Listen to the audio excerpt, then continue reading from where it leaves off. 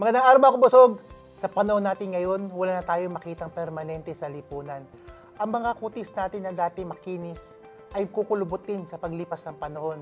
Ang tato ay maaari lang mabura. At sa buhay pamilya, merong mga sanggol na dating minahal at inalagaan pero tinakwil ng sariling mga magulang dahil sa katigasan ng kanilang ulo at pagsuway sa kagustuhan ng magulang.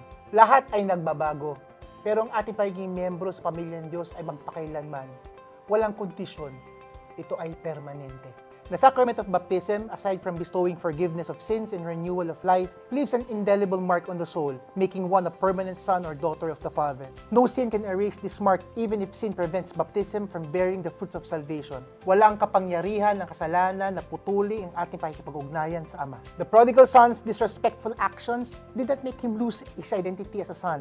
Even when he said, "I no longer deserve to be called your son," his father welcomed him with love, ordering the finest robe, sandals, and a ring to be given to him. This is a profound truth. God never disowns His children.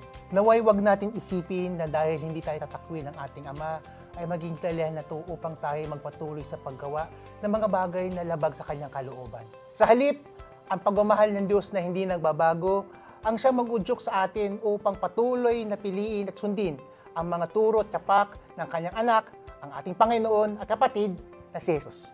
Yun yun. God bless everyone.